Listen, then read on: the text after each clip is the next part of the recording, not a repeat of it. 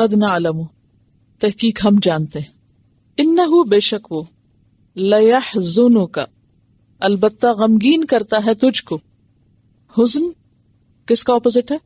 خوشی کا. یعنی آپ خوش نہیں ہوتے، غمگین ہوتے ہیں. آپ کو تسلی دی جا رہی ہے یہاں اس آیت میں. الذی اس چیز سے، یقولون جو وہ کہتے ہیں. کون؟ آپ کے دشمن. آپ کے دشمن آپ کے خلاف جو باتیں کہتے ہیں وہ آپ کو دکھ دیتی ہیں، غمگین کرتی.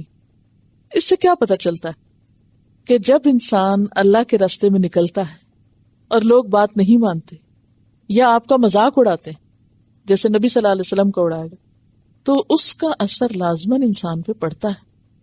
ایسا نہیں ہو سکتا کہ کوئی آپ کو بے وجہ تنگ کرے اور آپ اس پہ خوش ہوں. غمگین ہوتے ہیں. اور پھر آپ صلی اللہ علیہ وسلم کا غم صرف اس لیے نہیں تھا کہ وہ آپ کو ساحر کاہن کہہ رہے تھے، وہ غم کس لیے تھا کہ یہ مانتے کیوں نہیں. یعنی آپ کی باتوں کا جو انکار کرتے ہیں یہ لوگ، یا توحید اور رسالت کے خلاف جو باتیں کہتے ہیں، آخرت کو نہیں مانتے، تو اس سے آپ غمگین ہوتے ہیں. فَإِنَّهُمْ لَا يُكَذِّبُونَكَ، بس بے شک وہ آپ کو نہیں جھٹلا رہے. اس سے پتہ چل گیا کہ غم کیا تھا. آپ کا غم کیا تھا؟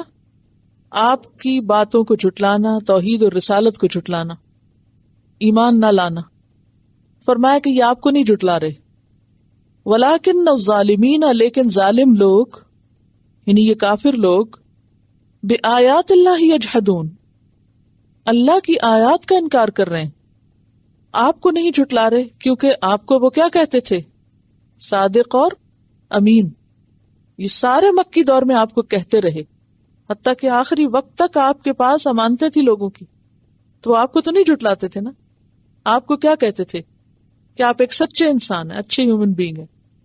لیکن یہ جو بات آپ کہتے ہیں اس کو ہم نہیں مانتے. تو وہ بات کس نے آپ کو دی تھی آگے پہنچانے کو؟ اللہ نے. تو وہ پھر آپ کی ذات کا انکار نہیں کر رہے تھے، آپ کی ذاتی سچائی کا انکار نہیں کر رہے تھے، بلکہ کس کا انکار کر رہے تھے؟ اللہ کی بات کا، رسالت کا، جو نبی صلی اللہ علیہ وسلم کو اللہ تعالیٰ نے رسول بنا کر بھیجا تھا. تو آپ کو تسلی دی جا رہی ہے کہ آپ فکر نہیں کریں، یہ آپ کو کچھ نہیں کہہ رہے، یہ تو اللہ کی باتوں کا انکار کر رہے ہیں. اور یجحدون کا لفظ جو ہے جیم ہا دال سے، معنی ہے انکار کرنا. اب کفر کا معنی بھی انکار کرنا ہے، جہد کا معنی بھی انکار کرنا ہے. تو یہ کون سا انکار اور کیسا انکار ہے؟ اس چیز کا انکار جس پر دل اقرار کرتا ہو، دل مانتا ہو لیکن ضد میں آ کے انکار کرنا. جہد کیا ہے؟ اس چیز کا انکار جس کا دل اقرار کرتا ہو، یعنی دل جس کی سچائی کا قائل ہو، اس کو نہ ماننا. یہ کفر اور جہد میں فرق ہو جائے گا. تو بیسیکلی آپ دیکھیے کہ نبی صلی اللہ علیہ وسلم کو تسلی دی جا رہی ہے. کیا؟ کہ آپ ان پر غم نہ کھائیں. جیسے سورۃ المائدہ آیت 68 میں ہے نا، فَلَا تَأْسَ عَلَى الْقَوْمِ الْكَافِرِينَ. اور سورۃ فاطر آیت 8 میں آتا ہے فَلَا تَذْهَبْ نَفْسُكَ عَلَيْهِمْ حَسَرَاتٍ. آپ اپنی جان مت گوائیں ان کے اوپر حسرتیں کر کر کے. یہ دراصل اللہ کی بات نہیں مان رہے. اچھا، اس آیت میں ایک بہترین زبردست تسلی ہے ان سب لوگوں کے لیے جو کسی کو اچھی بات بتائیں اور لوگ جواب میں نہ مانیں یا مذاق اڑائیں یا اس کو جھٹلا دیں.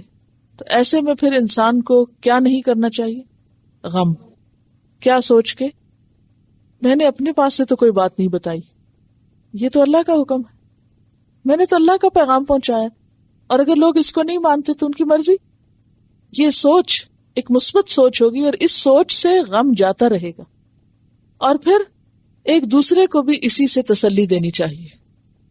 مثلا بعض اوقات ایسا ہوتا ہے نا کہ کسی نے آپ میں سے کسی کو کچھ بتایا اور وہ بہت باتیں سن کے آیا جواب میں، تو آ کے آپ سے شیئر کر رہا ہے کہ میں نے آج فلاں کو یہ اچھی بات بتائی تھی اور اس نے میرے ساتھ یہ سلوک کیا. تو آپ کے اوپر کیا فرض بنتا ہے کہ آپ اس کو کہیں اچھا آئندہ نہیں بتاؤ، یا یہ کہ چلو چھوڑو کوئی بات نہیں. تسلی کے الفاظ کیا ہیں؟ کن الفاظ میں دوسرے کو تسلی دینی چاہیے جس پر ایسی کیفیت گزرے.